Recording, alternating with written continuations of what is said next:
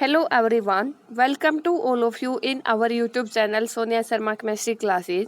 Students, हम जो third chapter पढ़ रहे थे क्लास 9th का एटम्स एंड मॉलिक्यूल्स, उसमें आज का हमारा टॉपिक रहेगा gram atomic mass and gram molecular mass. Gram atomic mass और ग्राम मॉलिक्यूलर मास क्या होते हैं, हम इसके बारे में पढ़ेंगे। तो सबसे पहले ये जान लेते हैं, जो ग्राम है वो कॉमन यूनिट होती है मास की और उसका सिंबल होता है स्मॉल जी। ग्राम को आप स्मॉल जी से रिप्रेजेंट कर सकते हो। ग्राम एटॉमिक मास क्या होता है देखते हैं। किसी भी जो सब्सटेंस है उसकी amount whose mass in gram is numerically equal to इस एटॉमिक मास। हमने एटम्स के जो एटॉमिक मास पढ़े थे इसी चैप्टर के अंदर। एटॉमिक मास किसी भी एटम का क्या होता है और कितनी उसकी वैल्यू होती है, हम ये सब पढ़ चुके हैं। किसी भी एटम के अंदर जो एटॉमिक मास है वो प्रोटॉन और न्यूट्रॉन का सम होता है और उसके अंदर जितना एटम्स का मास होगा वो एटॉमिक मास होता है। और एटॉमिक मास को हमने यूनिट में लिखा था। और कार्बन 12 एटम के जो मास है 12 यूनिट, उससे हम कंपैरिजन करके चलते हैं किसी भी एटम के मास को। तो एटॉमिक मास को ही जब आप ग्राम में रिप्रेजेंट करते हो, एटॉमिक मास पहले आपने यूनिट में लिखते थे। जैसे ऑक्सीजन का एटॉमिक मास होता है 16 यूनिट। जब आप उसी एटॉमिक मास को ग्राम में लिख देते हो, यूनिट की जगह आप ग्राम लिख देते हो, तो वो हो जाता है उस सब्सटेंस का ग्राम एटॉमिक मास। जैसे एटॉमिक मास है ऑक्सीजन का 16 यूनिट और उसका ग्राम एटॉमिक मास हो जाएगा 16 ग्राम्स या फिर स्मॉल जी 16 जी। और ग्राम एटॉमिक मास किसी भी सब्सटेंस का रिप्रेजेंट करता है mass of 1 mole of atoms. 1 mole atoms के मास को रिप्रेजेंट करता है ग्राम एटॉमिक मास। जैसे जो 1 मोल एटम है उसके अंदर जो एटम्स होते हैं वो अवोगाड्रो नंबर के इक्वल होते हैं और उसकी वैल्यू होती है 6.022 इंटू 10⁻23। अवोगाड्रो नंबर 1 मोल जो एटम्स हैं उसके अंदर इतने एटम्स होंगे। 1 मोल के अंदर Na एटम्स होंगे। तो आपको समझ आ गया होगा, जो एटॉमिक मास होता है उसी को आप अगर ग्राम में रिप्रेजेंट करते हो तो वो बन जाता है किसी भी सब्सटेंस का ग्राम एटॉमिक मास। एग्जाम्पल के लिए मैंने आपको यहाँ पे बता दिया है। और जो 1 मोल एटम्स हैं उसका जो मास होता है ग्राम एटॉमिक मास, वो किसके इक्वल होता है? इतने एटम्स के मास के इक्वल। जैसे हाइड्रोजन का एटॉमिक मास होता है 1 यूनिट और ग्राम एटॉमिक मास होगा हाइड्रोजन का 1 ग्राम। और ऑक्सीजन का 16 बता चुके। कार्बन का जो एटॉमिक मास होता है 12 यूनिट और इसका जो ग्राम एटॉमिक मास होगा वो 12 ग्राम होगा।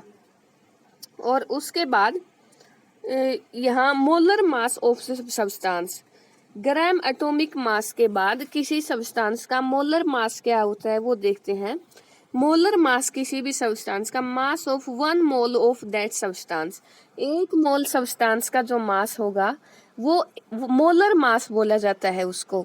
जैसे एक एटम का मास तो होगा एटॉमिक मास और ग्राम एटॉमिक मास होगा एक एटम का मास ग्राम के अंदर।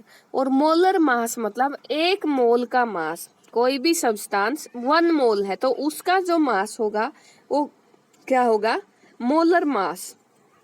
जैसे मोलर मास किसी भी एलिमेंट का 1 मोल जो एटम्स हैं उन्हीं का मास होता है।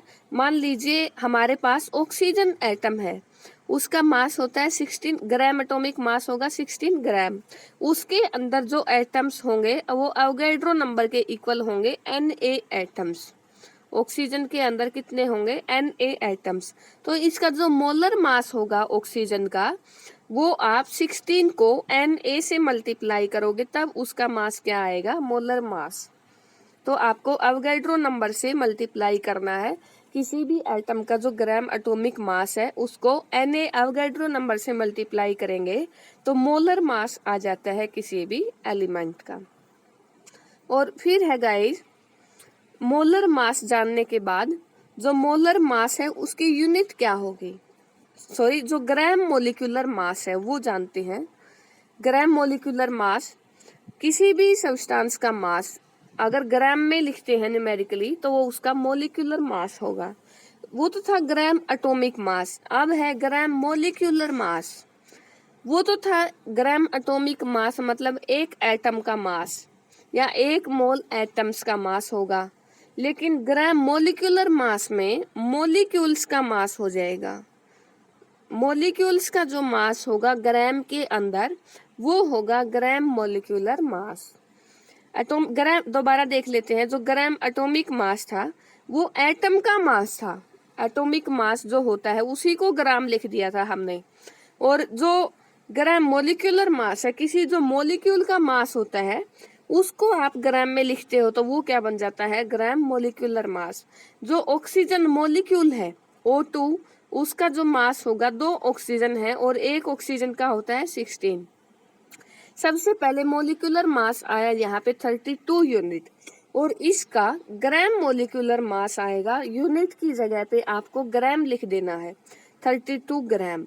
ये हो जाएगा इसका ग्राम मोलिकुलर मास। आपको पजल नहीं होना है।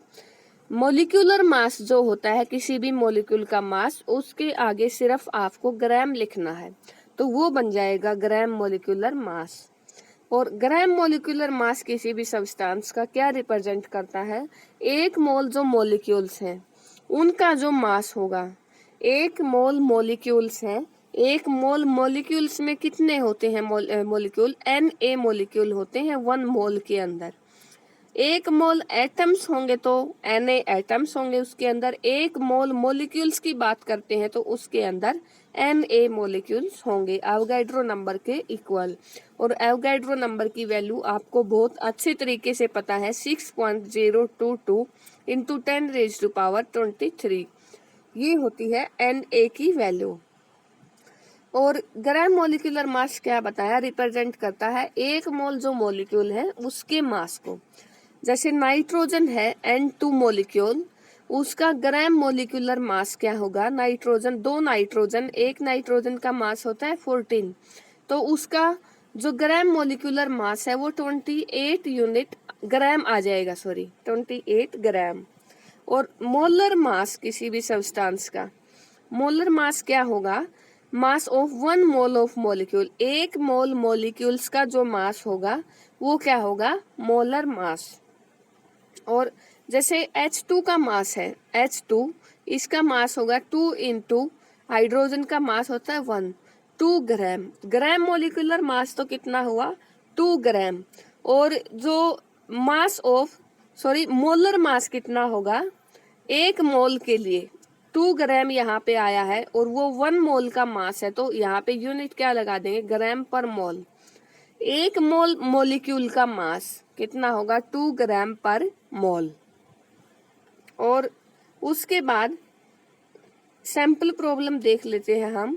मोलर मास कैलकुलेट करना है इन सब्सटेंस का, इथाइन जिसका फॉर्मूला होता है C2H2। मोलर मास अगर पूछा है तो कार्बन का मास होता है 12, और 2 कार्बन है तो 2 से मल्टीप्लाई। हाइड्रोजन का मास होता है 1, 2 हाइड्रोजन है तो 2 से मल्टीप्लाई। कितना आया यहाँ पे आंसर, 26 ग्राम। मोलर मास पूछा है 26 ग्राम पर मोल लगा देंगे। मोलर मास मतलब एक मोल जो मॉलिक्यूल है उसका मास, तो हमें क्या लिखना है, ग्राम पर मोल लिखना है। और सेकंड है मोलर मास सल्फर मॉलिक्यूल।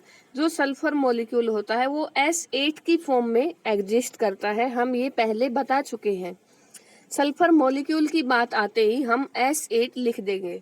और सल्फर का मास होता है 32, और ग्राम मोलर मास पूछा है सल्फर का, 8 सल्फर है इसके अंदर, तो 8 से मल्टीप्लाई करेंगे आंसर आ जाएगा 256 ग्राम पर मोल, क्योंकि मोलर मास पूछा गया है तो एक मोल सब्सटेंस का मास पूछा गया है। फिर थर्ड है फास्फोरस। फास्फोरस मॉलिक्यूल का नाम आते ही फास्फोरस एग्जिस्ट करता है P4 की फॉर्म में, तो 4 एटम्स होंगे फास्फोरस के, 4 से मल्टीप्लाई करेंगे हम जो फास्फोरस का मास होगा उसको, और फास्फोरस का मास होता है 31 ग्राम। तो आंसर आया हमारा 124 ग्राम पर मोल। और नेक्स्ट है हाइड्रोक्लोरिक एसिड। हाइड्रोक्लोरिक एसिड का जो मास होगा हाइड्रोजन प्लस क्लोरीन, 2 एटम है तो दोनों के एटम का मास हम ऐड कर देंगे। हाइड्रोजन का मास 1 और क्लोरीन का 35.5, आंसर हमारा आ जाएगा और यूनिट लगाएंगे हम ग्राम पर मोल। नाइट्रिक एसिड का मास HNO3, हाइड्रोजन का मास लिखेंगे और mass of nitrogen, mass of oxygen, और 3 ऑक्सीजन है तो 3 से मल्टीप्लाई और आंसर आ जाएगा 63 ग्राम पर मोल। तो ये था हमारा आज का टॉपिक, ग्राम एटॉमिक मास और ग्राम मोलिकुलर मास।